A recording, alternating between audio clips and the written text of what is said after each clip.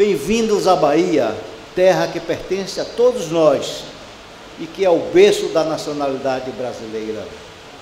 Nesta oportunidade, exaltamos dois acontecimentos importantes para a construção da justiça que almejamos e da paz que semeamos diariamente com os 410 anos do Tribunal de Justiça da Bahia, antigo Tribunal da Relação do Brasil, e o 116º encontro do Conselho de Tribunais de Justiça do Brasil, que hoje reúne 26 membros. Como forma de combater o abuso de poder dos donatários, das capitanias hereditárias, a coroa portuguesa determinou a vinda de Tomé de Sousa para a instalação do primeiro governo geral do Brasil, na capitania da Bahia de Todos os Santos, sendo fundada em 29 de março de 1549. A cidade de Salvador, da Bahia de Todos os Santos. Os Santos, primeira capital do Brasil. Esse ato marcou o início da estruturação do Poder Judiciário no país. Tendo em vista a grande extensão territorial do Brasil e as dificuldades enfrentadas pela Ouvidoria Geral, em 25 de setembro de 1587, ano em que vigorava a União Ibérica, por determinação do rei Dom Filipe II, foi criado o Tribunal da Relação do Brasil, denominação comum aos Tribunais de Justiça de segunda instância, na época, mediante Carta Régia, nos moldes da legislação de então. Em 1588, dadas as dificuldades de navegação à época, imaginem os senhores fazer a travessia do Atlântico em naus frágeis. Os desembargadores nomeados e designados para esta corte foram forçados a uma parada em Santo Domingo, na República Dominicana, voltando em seguida para Portugal. Contudo, após esforços conjuntos, o Tribunal da Relação foi instalado no dia 7 de março de 1609, sendo que os 10 magistrados que comporiam o colegiado aqui chegaram em 5 de junho do mesmo ano. Observem a obstinação da corte portuguesa em ter, nestas terras, um poder judiciário que pudesse atuar resolvendo conflitos e restabelecendo a paz, tanto que é importante enfatizar que a jurisdição da corte baiana alcançava as colônias de São Tomé e Príncipe e Angola, na África. Nos seus primeiros anos de instalado, o Tribunal da Relação da Bahia não contava com uma sede específica para os trabalhos da justiça. As sessões plenárias, chamadas de relações, eram realizadas no Palácio do Governador-Geral. Os despachos mais simples, porém, aconteciam nas casas pertencentes ou alugadas pela coroa, segundo determinava o regimento de 1609. Nessas mesmas casas eram hospedados os desembargadores, ficavam à disposição da Justiça em Salvador vários imóveis na Praça Municipal e algumas casas próximas à Igreja da Ajuda. Ao todo, foram 8 as sedes deste tribunal, e no dia 7 de março passado, tivemos a honra de descerrar a placa comemorativa no exato local onde funcionou a primeira sede própria deste tribunal, entre os anos de 1653 a 1870. Imóvel que precisou ser demolido para que o progresso da cidade de Salvador não tivesse o seu curso obstado, dando lugar ao elevador Lacerda, um dos principais símbolos desta cidade. Com a invasão holandesa, que destruiu grande parte da cidade de Salvador, em 1626, a relação do Brasil foi desativada. Sua reativação se deu em 12 de setembro de 1652, conforme Carta Régia assinada pelo rei Dom João IV. Por esse motivo, perdemos importantes documentos que atestavam, inclusive, o pioneirismo desta corte nas Américas, o que me motivou a decretar a formação de uma comissão que pudesse, além de organizar as comemorações que hoje se avultam, também resgatar, inclusive, com visita bastante exitosa à Torre do Tombo, ao Museu Ultramarino e à Biblioteca Nacional de Portugal, documentos que completassem as lacunas históricas existentes, todo esse acervo que pode ser visitado no Memorial da Justiça, que funciona no andar térreo deste prédio. Nesse momento, eu agradeço de coração todo o empenho que fez o nosso presidente da Suprema Corte de Portugal, que se chama Supremo Tribunal de Justiça de Portugal, o doutor Antônio Pissarra. A decana desta corte, desembargadora Silvia Zarif, foi pioneira nas comemorações dos 400 anos deste tribunal, com certeza inspirada no zelo e esforço empenhado pelo falecido desembargador Gerson Pereira dos Santos, um dos primeiros a coletar e registrar a memória da justiça baiana e brasileira. Mas a Bahia não se destaca apenas por ter sido a sede do primeiro Tribunal de Justiça do país. Destaca-se também por ter sido o lugar onde se travaram as últimas batalhas para a consolidação da nossa liberdade, coroada na data de 2 de julho de 1823, que para mim deveria ser a data nacional comemorativa do Dia da Independência. Lembro aos senhores que aquele grito dado por Dom Pedro I às margens do Riacho Ipiranga, com a devida licença do nosso querido desembargador Calças, lá em São Paulo, foi um grito de intenção, de liberdade. Mas as lutas eclodiram em várias províncias do Brasil, mas todas elas vieram se concentrar na Bahia, onde no recôncavo baiano, brasileiros aqui já nascidos, portugueses que vinham para a colônia, índios, afrodescendentes, os mamelucos, formavam um exército esfarrapado, mas um exército que veio a contar com a ajuda de um militar de escola, o general Labati. E esse general, comandando essas tropas brasileiras, digamos, derrotaram os portugueses, com a devida licença, na Batalha de Pirajá, no bairro de Pirajá, onde ali existe um monumento, onde a batalha foi vencida pelos brasileiros. De lá, essas tropas desfilaram pela Estrada da Liberdade, desceram a antiga Estrada da Rainha e foram para o Campo Grande, uma área espaçosa na cidade de Salvador, onde hoje nós temos o Teatro Castro Alves, e uma praça muito bonita.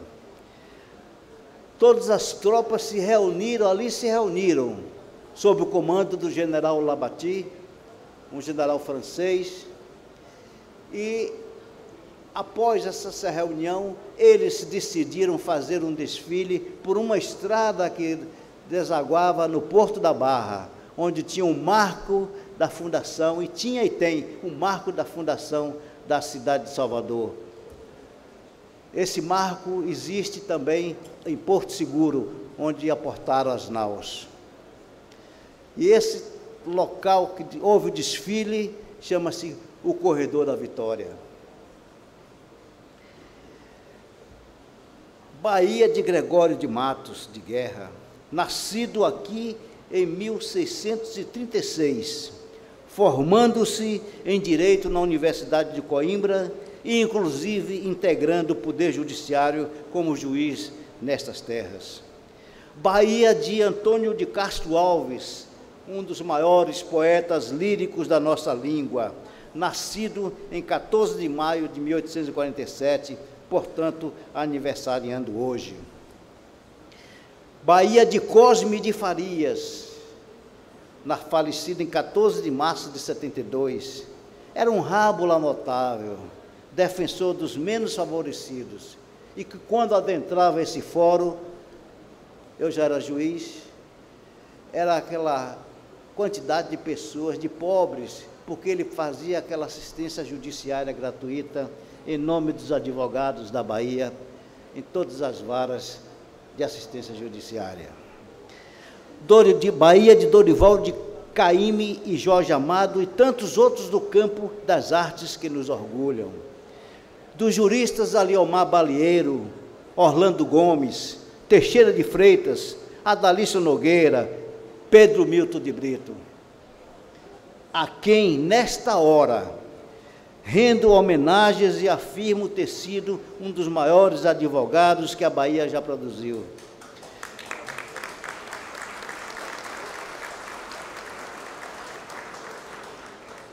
Teixeira de Freitas, jurista excelso do Brasil, estudado e reverenciado aqui no exterior, e, por fim, Rui Barbosa de Oliveira, jurista, advogado, político, diplomata, escritor, filólogo, jornalista, tradutor e orador, apenas para dar uma pincelada nos ilustres filhos desta terra, sem contar nas grandes capacidades mais recentes e mundialmente reconhecidas, como o professor falecido Calmon de Passos. Tivemos a honra de ter a primeira magistrada afrodescendente, a excelentíssima senhora doutora juíza Mary Aguiar, justamente homenageada por esta corte em outubro passado, e a primeira magistrada baiana, desembargadora Oni Silva. Aliás, gostaria de nominar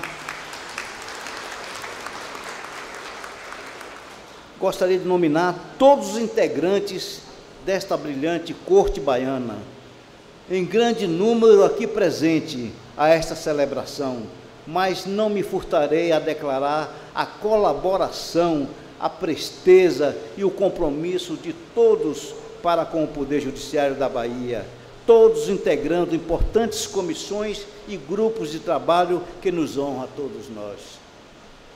O Tribunal da Bahia, atualmente, conforme dados estatísticos sérios, ergue-se entre os melhores do país. Vejam-se os selos conquistados, inclusive o de diamante, por magistrados e servidores comprometidos com a prestação jurisdicional célere, eficiente e eficaz. Contudo, muito ainda há que se fazer. Trabalharemos arduamente para colocar a Corte Baiana no lugar que merece, por respeito aos jurisdicionados que tanto precisam de atenção e de terem reconhecidos os seus direitos. Assevero que ser partícipe do resgate da história do Poder Judiciário deste país é um privilégio e uma honra que nos distingue a todos, magistrados, servidores, estagiários e demais colaboradores, pois a cada ano nós especializamos mais para alcançar a finalidade precípua que nos move e à qual estamos constitucionalmente obrigados. Uma prestação jurisdicional célere, efetiva e eficaz à população baiana, e nesse momento digo que essa prestação a cada dia melhora com a orientação, com o zelo, a cobrança que nos faz o Conselho Nacional de Justiça, aqui representado pelos nobres conselheiros e pelo nosso corregedor-geral. Por derradeiro, devo asseverar manter viva a história do tribunal mais antigo das Américas, que se instalou na Bahia. É fomentar a cultura da preservação e do resgate da nossa memória, para que nos sirva de norte e de aprendizado e para que respeitemos a memória de todos aqueles que se dedicaram que serviram com zelo e denodo à sociedade baiana e brasileira.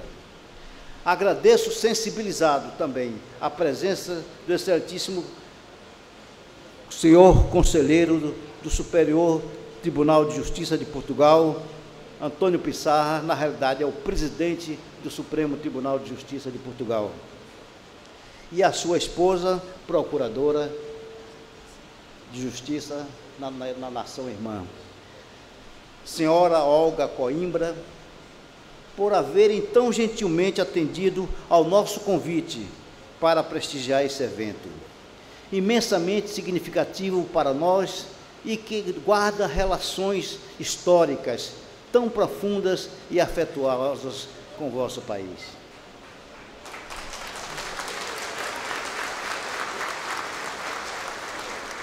Agradeço a honra de poder sediar o 116º Encontro do Conselho dos Tribunais de Justiça do Brasil, instituição da qual muito me orgulho de fazer parte, pois é na Justiça Estadual que as relações mais íntimas e viscerais do povo brasileiro se apresentam e são apreciadas e julgadas.